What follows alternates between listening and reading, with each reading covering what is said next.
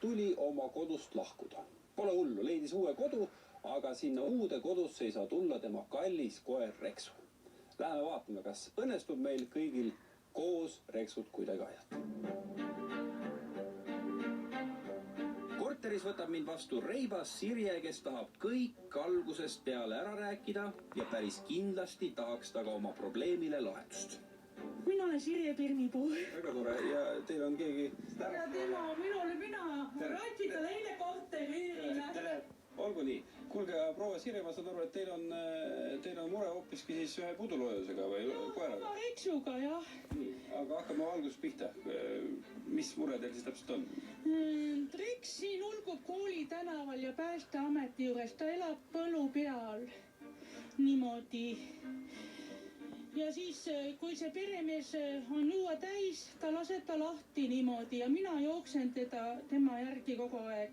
Kuidas niimoodi on juhtunud, et teie koer siis on justkui nagu teise peremehe juures? Et kuidas see protsess käis? Mina kolisin Kuussalust, kolisin algul Kehra ja minu abikaasa suri. Me olime Allikatalus, me olime suure talu omanikud. Ja sain selle korteri siin ilusasti niimoodi ja siis võtsin Reksu ka kaasa. Ma saan aru, et ega see korter nüüd, see on küll üpris ruumikas, aga ega see suhksele korralikule koerale ta on ikka väike, jah? No jaa, ta ei tule siia, ta siin uisutab niimoodi ja minu kiisukene seal.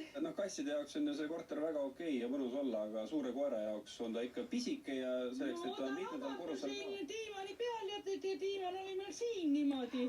No ühesõnaga, ega see koerale nüüd kõige õigem koht ei ole. Ta on siis selle teie tuttava juurde, on ju? Ja tuttava juurde. Aga tuttav ei hoolitse ta eest? Ei hoolitse tema eest ja siis ongi niimoodi, et ta jookseb mööda tänavat ja siis ma olen vallaga hädas ja siis ma helistan koeral oma kaitsest on helistatud ja siis on politseiga mind ähvardatud ja aga mul on endal ka juba tervis nii vilets, et ja neeruoperatsioon olid ja olin 2 nädalat haiglas, ma ei jõua lihtsalt enam.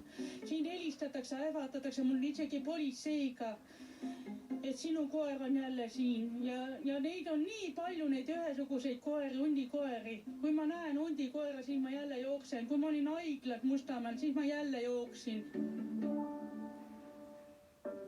Pärast pausi võtame jalad selga ja läheme Reksut otsima. Ta pead jälle kolima, ma ei suuda isegi tast lahkuda ausalt öeldes. Kõu3, ainus teleteenus, mida vajad? Tere õhtust! Kodumaised telekanalid sinu lemmiksaadete ja seriaalidega on vaid kliki kaugusel. Või vaata rahvusvahelisi kassahitte